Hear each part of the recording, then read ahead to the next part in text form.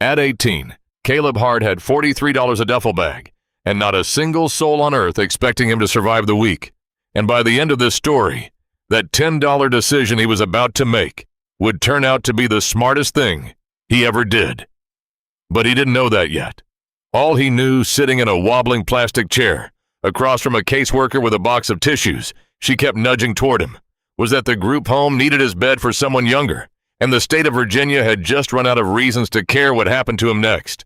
"Do you have any questions, Caleb?" He looked down at the folder she slid across the desk, thinner than a magazine. And somehow, it was his entire life. A birth certificate with no father listed. A single Polaroid of himself as a toddler on a linoleum floor. One small hand reaching toward the edge of the frame, like he was trying to grab something just out of reach. Hospital records from the night he was found 6 months old, abandoned at a fire station in a county he'd never once visited. 7 foster placements on one page, no notes on why any of them ended. They just ended. Every time. That was the pattern his whole life had trained him to notice. And it was about to save him. Because noticing patterns was the only skill the system had ever actually given him. She handed him a check for $43. He folded it beside the Polaroid, picked up the duffel bag that held everything he owned, and walked out the door into a life with no address. That was the easy part. What came next was where things started to unravel. The first week he kept expecting it to get easier.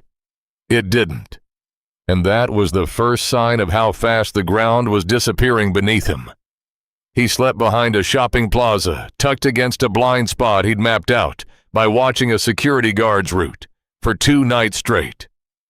He ate at a soup kitchen on Tuesdays and Thursdays and stretched a loaf of bread across the days in between. By the second week, he had $19 left, and the math had already stopped working. He couldn't afford to eat and exist at the same time. Then, in the third week, the last thread snapped. His phone died. No money to charge it, and without it, he lost the soup kitchen's schedule entirely. He walked 12 blocks on a Thursday for nothing, because the location had moved, and there was no way he could have known. He drank from a park fountain that afternoon, and realized with a kind of quiet horror that he couldn't remember the last time anyone had said his name out loud. So he did the only thing left to do. He started walking not toward anything, just away from the last place that had told him to leave. And that decision, made out of pure desperation, with no destination in mind, was about to put him exactly where he needed to be. A trucker picked him up at a rest stop after dark and didn't ask a single question. Just turned up the radio and drove. While Caleb watched boarded-up storefronts blur past the window, each one looking like it belonged to somebody else's life, never his. The trucker dropped him at a junction outside a town called Harlow Creek, population 4,000. Though the sagging main street made that number feel generous, he walked it with his duffel over one shoulder, past a hardware store, past a diner with a bell over the door, until he reached a courthouse bulletin board papered thick with flyers for bake sales and lost dogs. And buried in all that noise, one line stopped him. Cold County Tax Auction. Saturday, 10 a.m. Former Fire Station 12, Briggs Road. Minimum bid, $10. He read it once and kept walking. He read it a second time and slowed down. By the third, read something in his chest had already decided, even though his brain hadn't caught up yet, because $10 would leave him with $9 and $9. And a condemned building was, by any sane calculation, the worst financial decision a person in his position could possibly make. He spent that night under a gas station overhang, watching his breath fog in the cold, running the numbers over and over, like they might change if he just did the math one more time. They never did. It was a terrible idea. By morning, he decided to do it anyway, and that's when everything started moving faster than he could control. Saturday came gray and overcast, and the auction was already underway. When he reached the courthouse steps, 30 people in folding chairs, a clerk reading property listings into a microphone that kept catching static. The good lots sold fast, snapped up by locals who knew each other, who raised their paddles with the easy confidence of people spending money they'd never miss.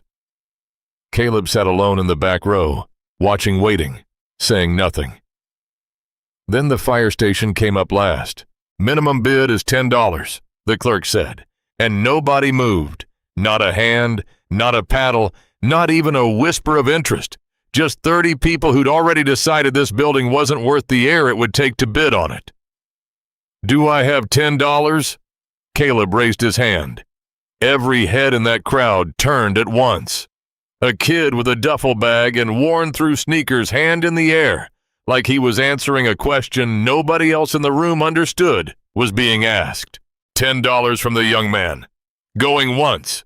Going twice. The clerk let the silence hang there just long enough to feel dangerous. Sold.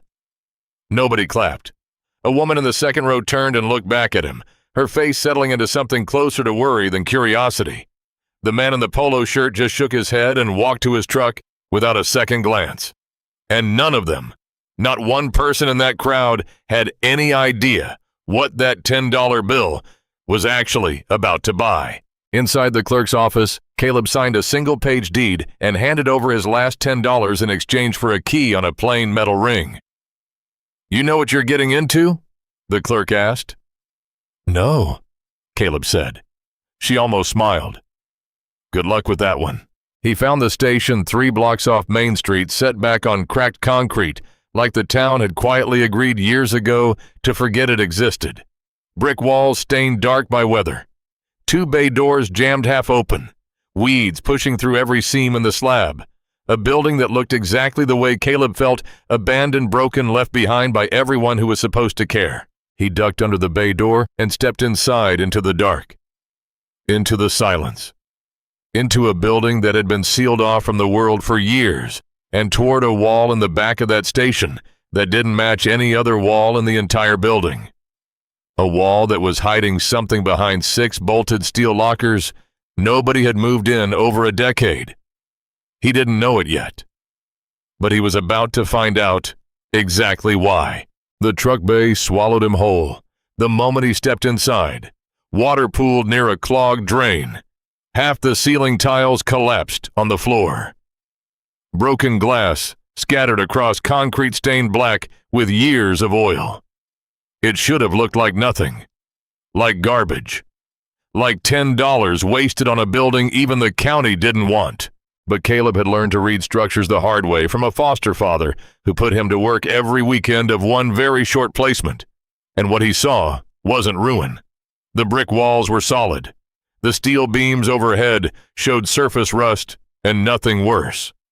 The floor beneath the mess was level and sound. This wasn't a building dying. This was a building nobody had bothered to finish killing. He spent the rest of that day clearing it with his bare hands. A push broom for the glass. A piece of wire to unclog the drain ceiling tiles dragged into a pile, until by evening, a clean, 10-foot square of concrete sat in the corner. He unrolled his sleeping bag onto it and ate the last of his peanut butter in 3 swipes.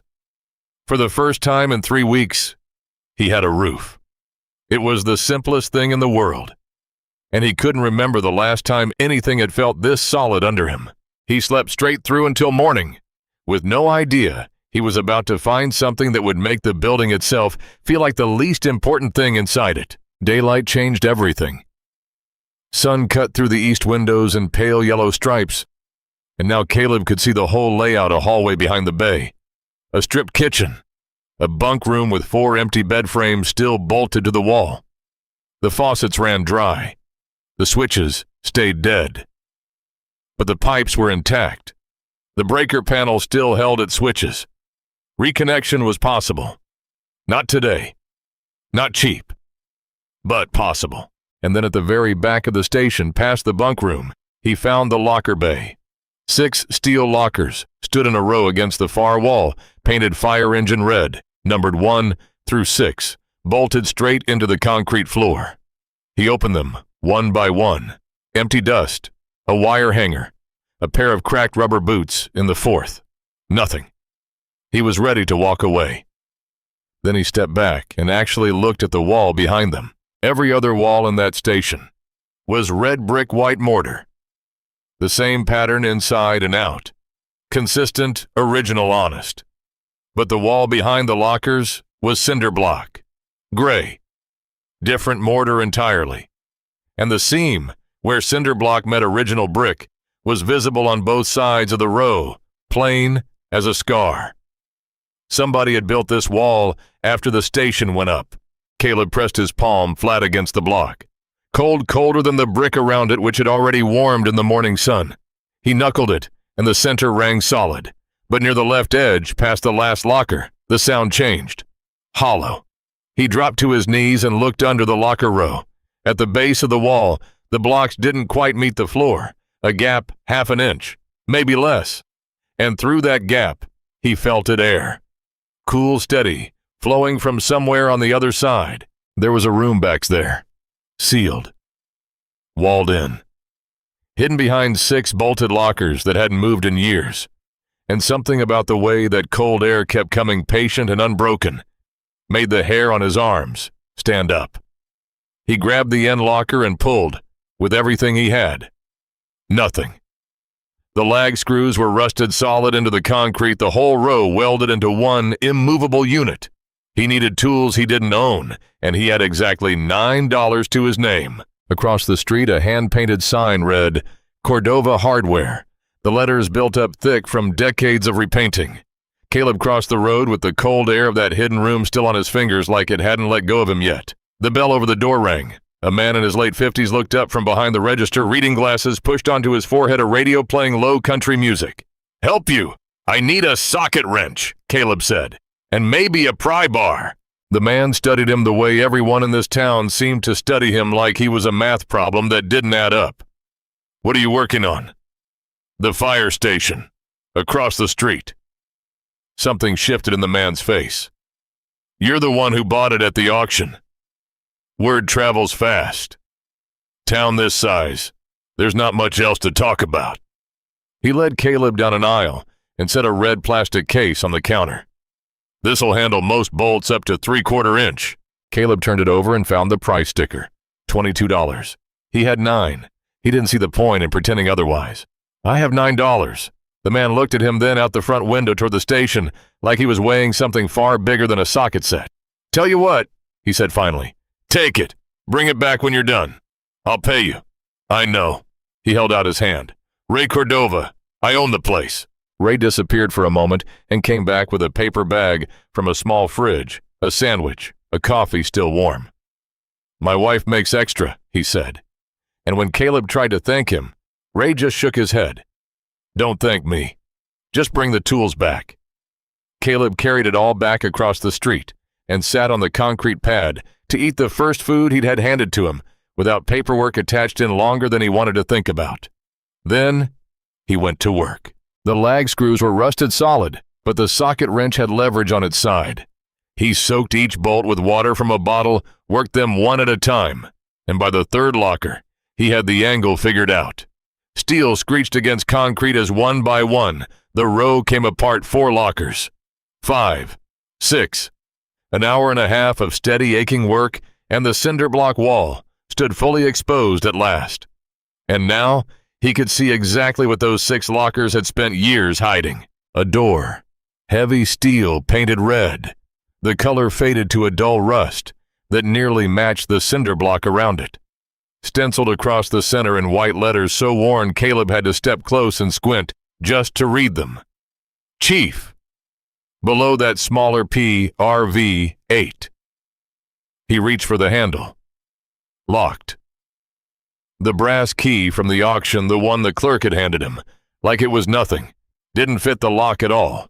Caleb stood there for a long moment, staring at a door somebody had gone to enormous lengths to seal shut in a building nobody wanted behind a wall that shouldn't exist.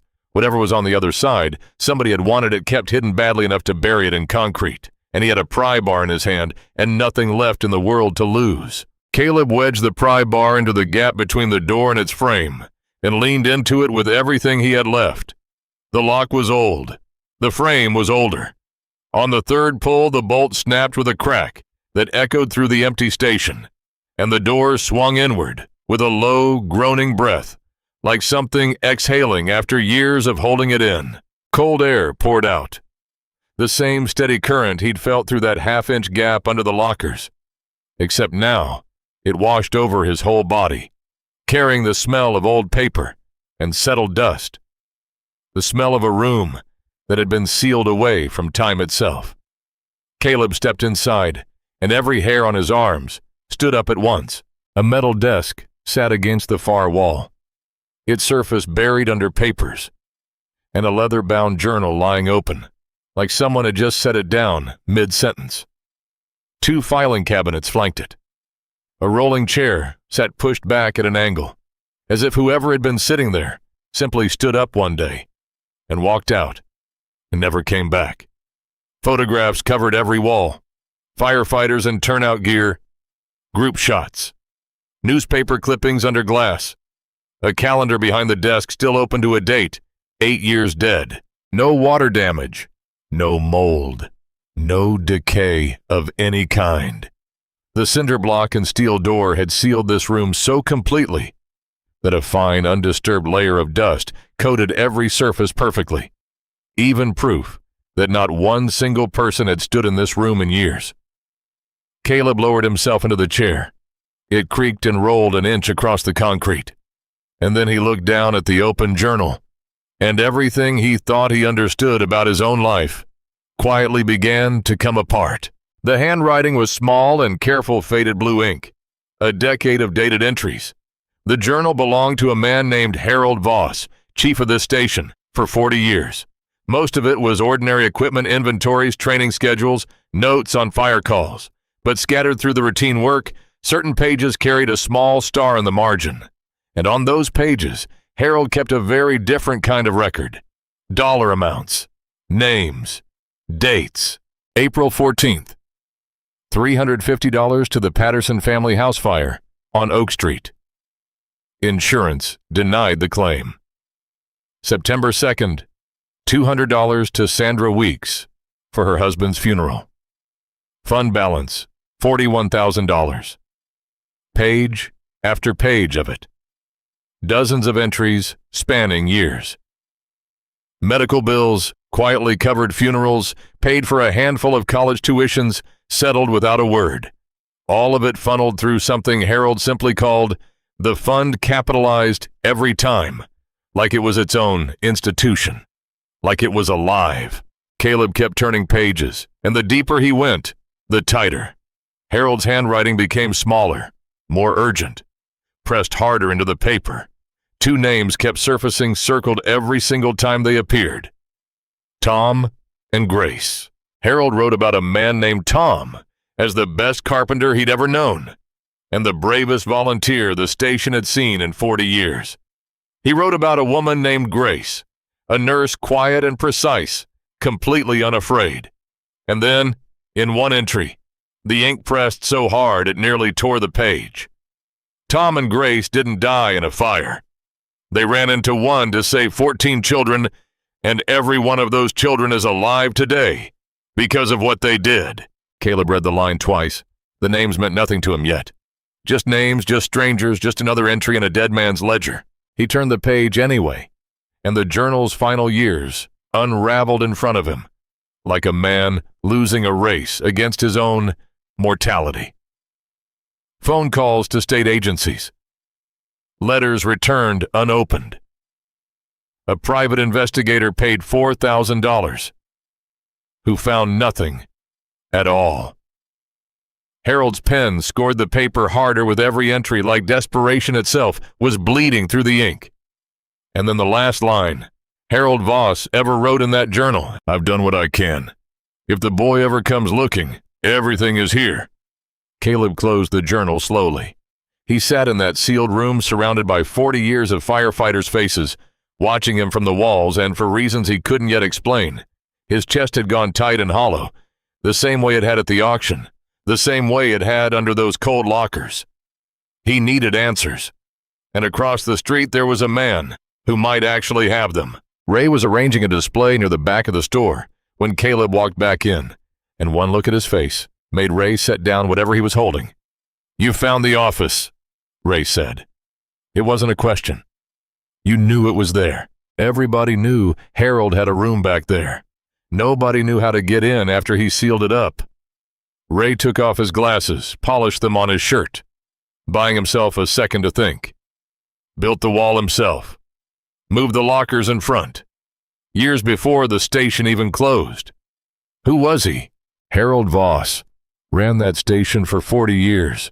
Storm knocks your fence down, Harold's there, with a post driver the next morning.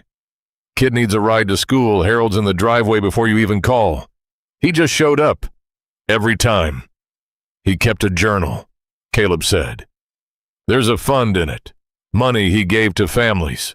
Ray nodded slowly, like he'd been waiting a long time for someone to finally say it out loud. He never admitted to it, but people figured it out. A bill would get paid and nobody would know who did it. Harold never took credit. He just made sure people didn't fall all the way down. What happened to him? Heart attack. 3 years after the station closed. Died in his garden on a Tuesday morning. Ray paused. His wife Lottie lives 3 blocks from here. Hasn't come out much since he passed. Caleb absorbed that in silence. A fire chief who'd run a secret fund for 4 decades, sealed his own office behind a wall, like a man burying treasure, and died alone among his roses. A wife still alive, still close, still maybe holding pieces of the story Harold never got to finish. The journal mentions 2 firefighters, Caleb said. Tom and Grace. And that was the exact moment Ray went still. The easy storekeeper posture, draining out of him. In an instant, his weight shifting forward, like the floor had just tilted under his feet. I knew them, Ray said, and something in his voice had changed completely. 2006. The elementary school on Maple caught fire in the middle of the school day. Electrical fault in the boiler room. 14 kids trapped on the 2nd floor. He was choosing every word now, like it cost him something to say it. Every volunteer we had responded. Tom and Grace went in first. They got every single one of those kids out the windows. His jaw tightened. They didn't make it out themselves. Caleb's throat closed without warning. He didn't understand why. These were strangers' names in a dead man's journal. Nothing more. Did they have family? He asked, and his voice came out smaller than he meant it to. Ray's answer landed like a door slamming shut behind him. They had a baby boy, 6 months old. No relatives anyone could locate. He looked directly at Caleb now, and something in his expression had shifted from grief into something closer to recognition. The boy went into the foster system. Harold spent the rest of his life trying to find that child. The hardware store went completely silent, except for the radio still playing low behind the counter. Caleb stood there, with his hand still resting on the doorframe, and a thought was surfacing in him that he wasn't ready to let finish forming. Not yet. Not out loud. Not until he'd gone back across that street. Back through the bay. Back into that sealed office. And opened the one filing cabinet he hadn't touched yet. Because somewhere in the back of his mind, a birth certificate with no father's name on it had just started to feel like it was missing something else entirely. Caleb thanked Ray and walked back across the street on legs that didn't feel entirely his own. The concrete pad in front of the station seemed farther away than it had that morning, like the whole world had shifted 3 inches to the left while he wasn't looking. He went straight through the bay, past the hallway, past the locker room, where 6 red lockers now sat shoved aside like discarded armor, through the broken steel door, and into Harold's office. He pulled open the first filing cabinet. Folders labeled by year and category: equipment, payroll, insurance, training records. Nothing. He opened the second cabinet. Correspondence building, permits, tax documents. And wedged behind a stack of yellowed paperwork in the back of the bottom drawer, he found it. A manila folder. The tab, labeled in Harold's careful, unmistakable hand. Cole family. Urgent.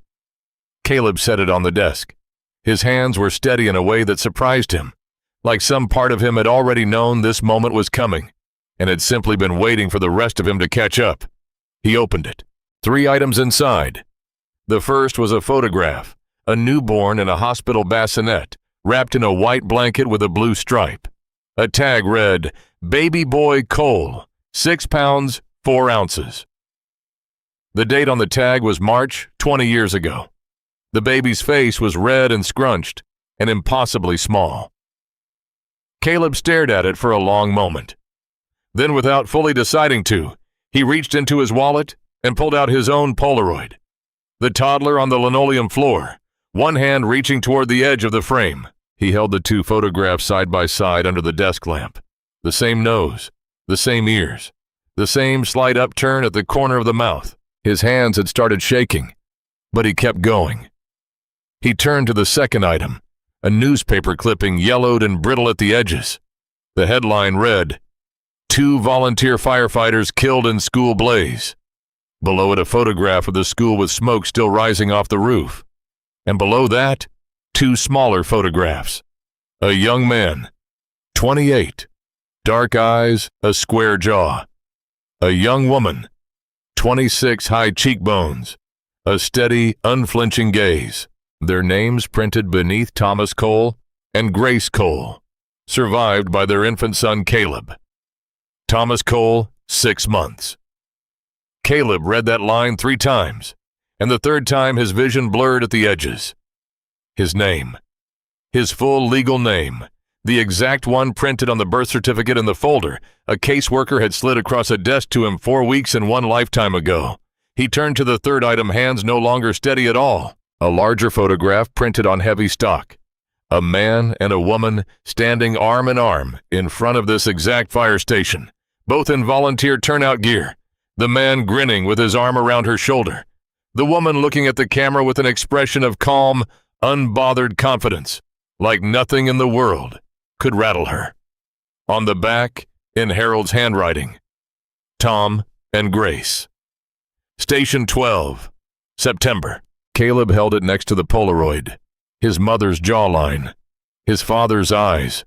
Looking at both photographs together in the low light of a dead man's office, he could see his own face divided perfectly between 2 people he had never once in 18 years heard a single word about. They were his parents. They were firefighters who had died running into a burning school to carry 14 children to safety. And somewhere in this same building, a man named Harold Voss had spent 40 years quietly making sure nobody in this town ever fell all the way to the bottom without someone catching them, and 18 of those years searching for the one child he could never find. Caleb sat in that chair for a long time. The photographs spread across the desk. The light through the small window shifted slowly from yellow to orange as the afternoon burned down toward evening. He had their names now. He had their faces. What he didn't have, what no folder, no journal, no photograph could ever give him, was their story. Not the real one. Not the kind that only comes from someone who actually knew them, who could tell him what they sounded like laughing, what they argued about, whether his mother ever sang to him as a baby. But Ray had mentioned a name, a woman named Lottie, 3 blocks from here, and Caleb was about to knock on a door that had been waiting 18 years to open, with no idea that the person on the other side of it would take one look at his face and know exactly who he was before he ever said a word. Caleb washed his face in the park fountain at the edge of Main Street, ran his fingers through his hair, and straightened a shirt that hadn't seen an iron in over a month. Then he walked 3 blocks east, counting houses, until he found a small white house behind a chain-link fence, with a garden that had clearly been tended once, but now grew half-wild rose bushes. Crowding the walkway, a porch with 2 chairs and a side table, holding a coffee mug that looked like it had sat there for days. He knocked. It took a while. He could hear movement inside, slow, careful, deliberate. Then the door opened halfway, and a woman looked at him through the gap. Small, thin, white-haired, sharp blue eyes behind wire-frame glasses. 80, maybe older. Caleb opened his mouth to introduce himself. She spoke first. "Good Lord." Her eyes were locked on his face, and her hand had gripped the edge of the door so hard her knuckles went white. "You have his eyes. Tom's eyes." Caleb went completely still on the porch. He hadn't said a single word yet, and this stranger already knew exactly who he was. "Ma'am, my name is—" "I know who you are." Her voice cracked just slightly at the edges. "I've been waiting for you for 18 years. She stepped back and pulled the door wide open. "Come inside." Her living room was small and crowded with photographs. A couch with a crocheted blanket folded neatly over the arm, a television that looked like it hadn't been switched on in years. The house smelled like tea and lavender soap. Lottie moved slowly into the kitchen and set a kettle on the stove, her hands trembling but never once spilling a drop. "Harold told me you'd come," she said back, still turned to him. "He said it might take years. He said you might never come at all." She turned finally and looked at him with an expression that held 18 years of grief inside it. "But he believed you would." "How did you know who I was?" "Because you look exactly like Tom Cole." She brought 2 mugs to the table and sat across from him. Same eyes, same shoulders, same way of standing in a doorway, deciding whether it's safe to walk through. Caleb wrapped both hands around the warm mug. His voice, when it came out, sounded smaller than he intended. "Tell me about them." And so she did. Tom was a carpenter, built houses for a living, showed up at the station every Saturday to fix whatever was broken. Grace was a nurse at the town clinic, joined the volunteers because Tom asked her to, and within 3 months, she was the best medic they had. They fell in love over fire drills and pancake breakfasts and long nights waiting for calls that sometimes never came. Harold used to joke that the truck bay was their living room. "When did they have me?" Caleb asked. "March. Grace worked right up until the week before you were born. Tom painted your nursery yellow because Grace said yellow was the color of patience." Lottie's voice stayed level, but her eyes had gone wet. "You were 6 months old when the school caught fire." Caleb didn't push. He just waited. Electrical fault in the basement. The whole second floor filled with smoke in minutes. 14 children trapped. Tom and Grace were the first ones through the door. A pause, careful and deliberate, like she was choosing which parts of this she could bear to say out loud. "They sent every child out through the windows. Every single one." Another pause longer. "The stairwell collapsed while they were still on the second floor. They couldn't get back out." The kitchen went quiet, except for a clock ticking somewhere above the stove. "Harold tried to find you afterward," Lottie continued. "He went to the county, the state.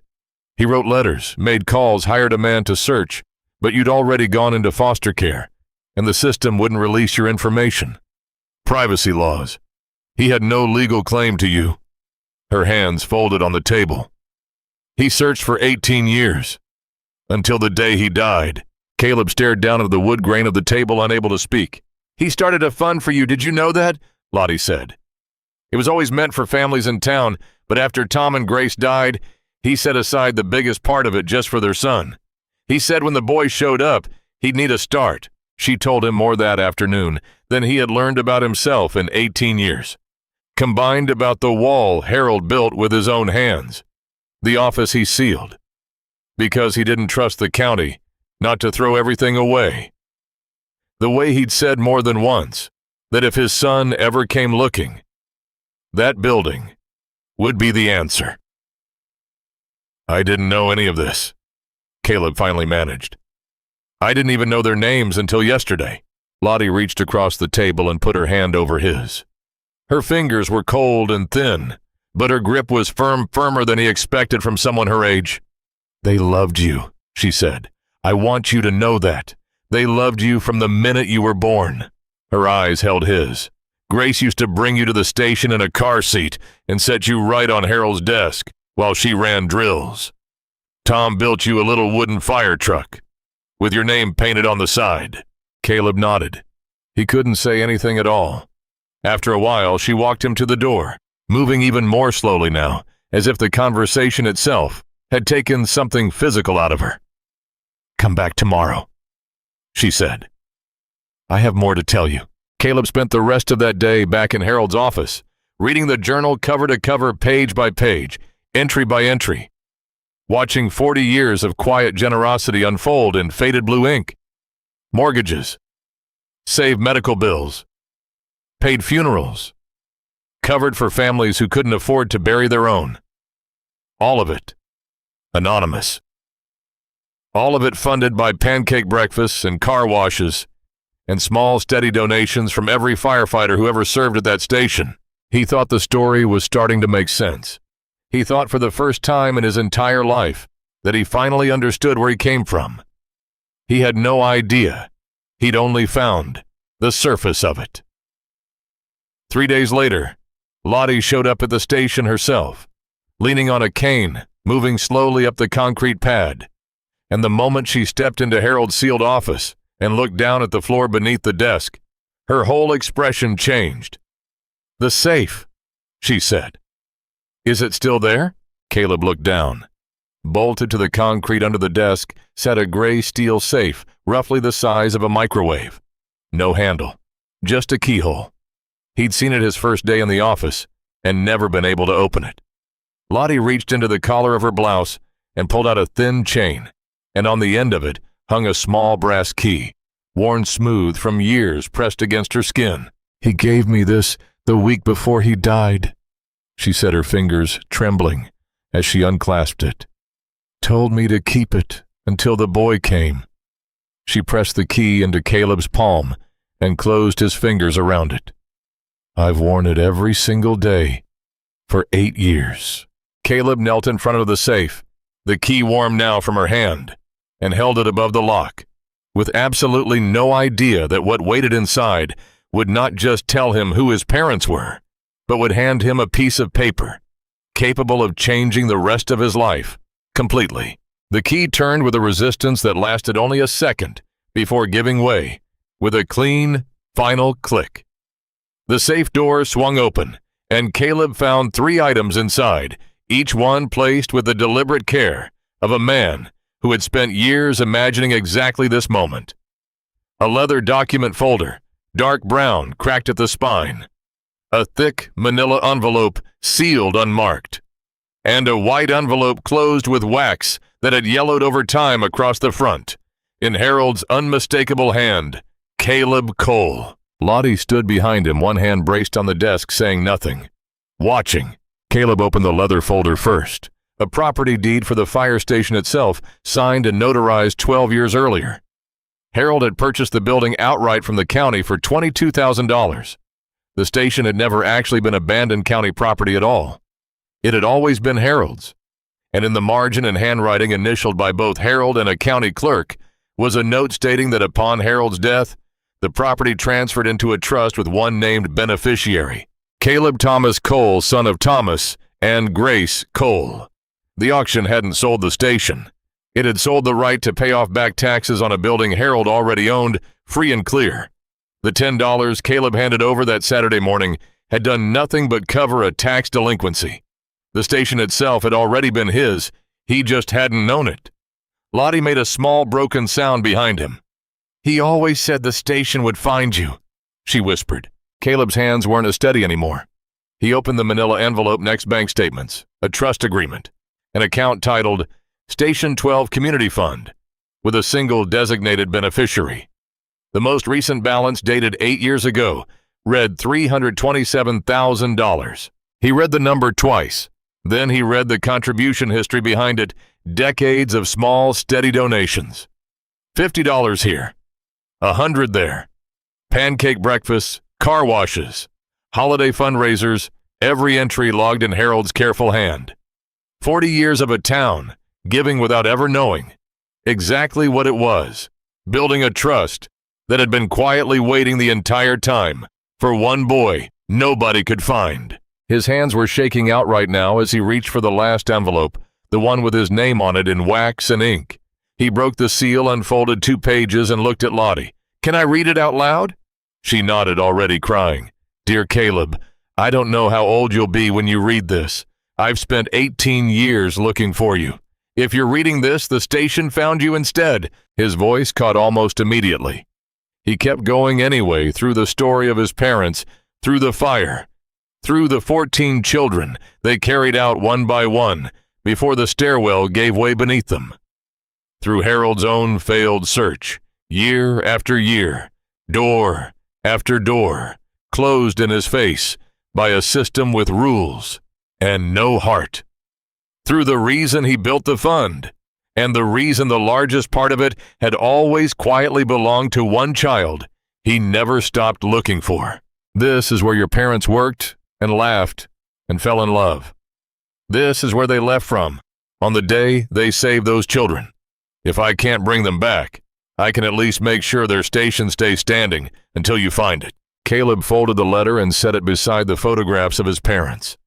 18 years of searching, $22,000 of a man's own pension, 40 years of a fund that quietly held a town together, all of it converging finally on a brass key, a sealed room, and a boy who'd walked in off a highway with $9 in his pocket. "He found me," Caleb said. He had no idea that the very next morning someone else in this town would try to take all of it away from him. Marcus Caleb walked to the county bank the next day and verified the trust with his birth certificate and state ID. $327,412.31. Interest included, accessible immediately. He withdrew $200 for expenses and walked back to the station, with the rest still sitting untouched, waiting the way it had for 8 years. A black SUV was parked at the curb when he got there. A second car pulled in right behind it. A man in a gray suit climbed out first. Late 50s. Silver hair, shoes, far too polished for cracked concrete. "You the new owner?" He held out a card before Caleb had even answered. "Dale Pickett. I develop commercial properties in this area. I've had a mixed-use project planned for this block for 2 years. Retail, residential, a parking structure." He looked past Caleb at the station like it was already rubble in his head. "This lot is the parking structure." "It's not for sale," Caleb said. "Everything's for sale. $5,000 cash right now. That's 500 times what you paid for it." "I paid $10. "Exactly. 5,000 is a good return on 10. The station isn't for sale." Something behind Dale's eyes recalculated the way it does for men, used to hearing yes, eventually. "The tax auction may not hold up," he said, his voice flattening into something colder. "The county sold a property that had a prior lien on it. My attorney's reviewing the chain of title right now. If the sale was improper, the deed reverts to the county, and the county has already agreed to sell to me. I have the deed, signed by the clerk. Deeds can be challenged." He got back in the SUV without another word and drove off. But Caleb already knew, standing there on the concrete pad with his hands curled into fists at his sides, that this wasn't over. Not even close. Dale Pickett would be back, and next time he'd bring the paperwork to prove his point. What Dale Pickett didn't know, what he had absolutely no way of knowing, was that the fund ledger sitting in Harold's filing cabinet had a name inside it that was about to turn this entire fight upside down. And it wasn't Caleb's name. It was his. 3 days after Dale Pickett drove off in his SUV, he came back this time with a second car trailing behind, and a man in a gray suit stepping out beside him, carrying a briefcase, and the unmistakable posture of someone being paid by the hour. "This is my attorney," Dale said. "We've filed a petition with the county to review the tax auction. There's a cloud on the title. We're requesting a condemnation review." Caleb didn't argue. He didn't raise his voice. He just walked past them into the station, retrieved the leather document folder from Harold's desk, and brought it back outside. He handed it directly to the attorney. "Harold Voss bought this property from the county 12 years ago, Caleb said. "He paid $22,000. The deed's notarized and recorded. This station was never county property when that auction happened. The auction only sold the right to pay off delinquent taxes on a lot he already owned outright. I paid the taxes. The property transferred to me through the trust he set up." The attorney opened the folder. He read the deed once slowly. Then he turned it over and checked the margin notes. Then the notary seal. Then he closed the folder and looked at Dale like a man about to deliver news his client wasn't going to like. "The deed is valid," he said. "Recorded with the county. The trust provisions are standard. There's no cloud on the title." A pause. "Mr. Pickett, you don't have a claim here."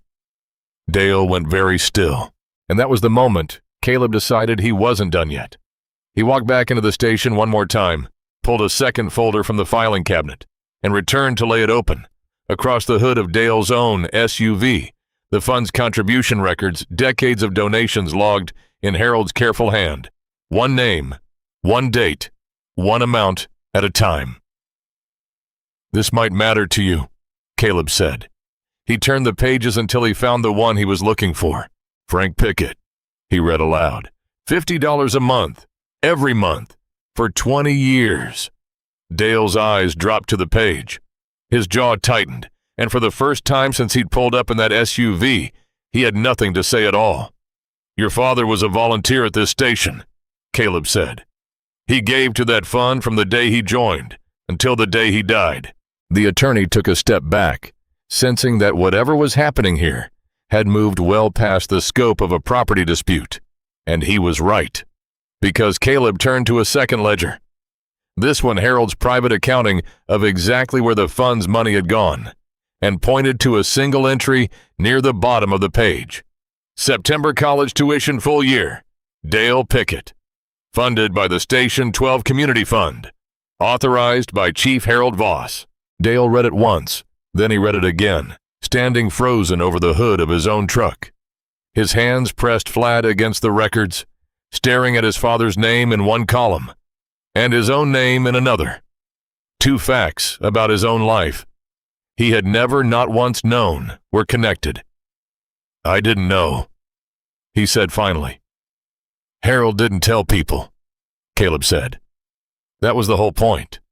The attorney quietly closed his briefcase. "I'll file a withdrawal on the petition," he muttered to no one in particular, and walked to his car without waiting for a reply. Dale didn't leave. He moved away from the SUV instead, and sat down hard on the station's front step, elbows on his knees, staring at the cracked concrete like it had just swallowed everything he thought he understood about his own father. Caleb left him there and went back inside to give the man some room. He worked on a drywall patch in the kitchen for half an hour, and when he came back out, Dale was still on the step. The attorney's car was gone. The folder of records sat untouched on the hood. "My father died on a call," Dale said quietly, not looking up. "Heart attack. I was 19. I didn't come back to this town for 15 years because I couldn't stand the sight of that station." He glanced up at the brick walls in front of him. "I thought tearing it down would make it easier, so I wouldn't have to remember." Caleb sat down on the step beside him. Neither of them said anything for a while. The afternoon sun moved slowly across the concrete pad and warmed the brick at their backs. "The people this town forgot," Caleb said eventually, "are the ones who kept it standing." Dale was quiet for a long time after that. "What are you going to do with this place?" he finally asked. Caleb looked back over his shoulder at the wide bay doors, standing open. The truck bay cleared and swept clean, the hallway leading back to the rooms where his parents had trained and served, and the office at the very end of it, where a man who never found him had left behind everything he owned. "I'm going to fix it," Caleb said. He had no idea yet just how far that single sentence was about to carry him, or that the man sitting beside him right now, the one who'd arrived 3 days earlier, threatening lawyers and demolition, would end up being one of the people who helped him do it. 3 months turned the station into something nobody in Harlow Creek recognized anymore. New glass filled every frame. The plumbing ran clear after 20 minutes of rust-colored sputtering the first time Caleb turned the valve. Electrical service came back on a Tuesday afternoon, and that night he flipped the switch in the truck bay and watched the fluorescent tubes flicker to life one by one, front to back, bay to hallway to kitchen, to bunk room light reaching into corners that hadn't seen it in 6 years. He stood in the doorway and just watched it happen, because the building looked larger when it was lit. Larger and somehow possible in a way it hadn't looked from the outside on that first gray Saturday morning. Ray showed up every day before opening the store, tools and coffee in hand, teaching Caleb how to frame a wall-run conduit-cut drywall so the seam around a pipe disappeared like it was never there. "Your father could do this in his sleep," Ray said one morning, holding a level against a stud Caleb had just set. "Taught me half of what I know about framing." Caleb adjusted the stud until the bubble centered. "Was he patient?" Ray laughed, the first real laugh Caleb had heard out of him. "Not even a little. He'd rip a wall out and start over if the angle was off by a quarter inch. But he was right every time, so nobody argued with him.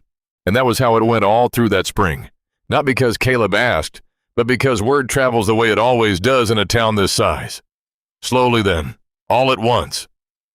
A retired electrician showed up one Saturday and rewired the kitchen without being asked twice.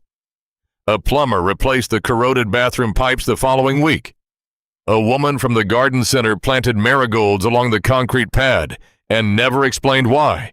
None of them said much about their reasons, but Caleb noticed that every single one of them at some point during the day walked back to Harold's office and just stood in the doorway a minute, looking at the photographs on the wall like they were paying respects nobody had let them pay in years. Everything changed the week Caleb photocopied the fund's contribution records and pinned them to the courthouse bulletin board. No commentary, no explanation, just names, dates, amounts, 40 years of quiet generosity laid bare across 8 pages.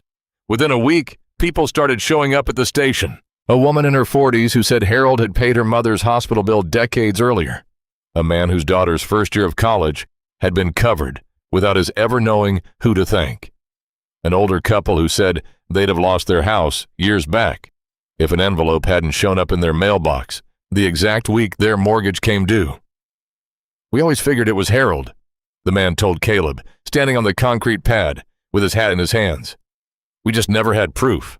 The building stopped being the eyesore the town had spent years complaining about. It became something else entirely, a landmark, though nobody used that word out loud. It just started being true. Lottie came every single day now, walking the 3 blocks slower than the day before, but always arriving on time, settling into a folding chair. Caleb kept set up for her in the bay, correcting people's stories about Harold whenever they got a detail wrong. And in the back of the station, where the old captain's quarters had stood empty for years, Caleb built her a small apartment with his own hands. 1 room, a kitchenette, a window that caught the morning light. "Harold would have liked this," she said, standing in the doorway the day it was finished. "Is that a yes?"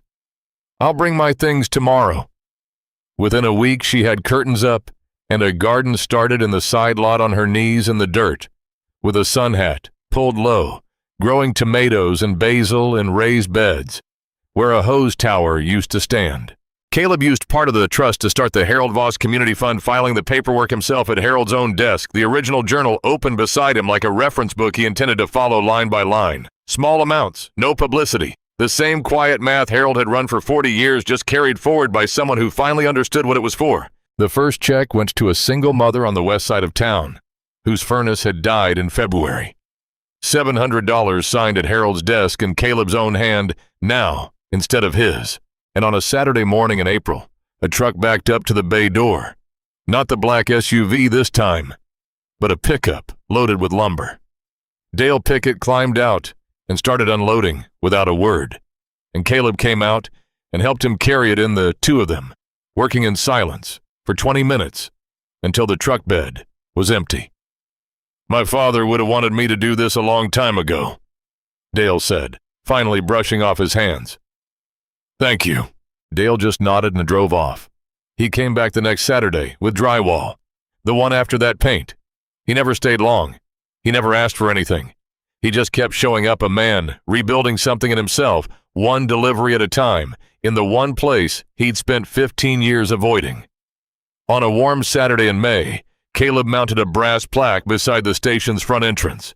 He'd had it made in the next town over, and he read it one more time before he fixed it to the wall, in memory of Tom and Grace, Cole volunteer firefighters who gave their lives on October 14th, saving 14 children from the Maple Street School fire.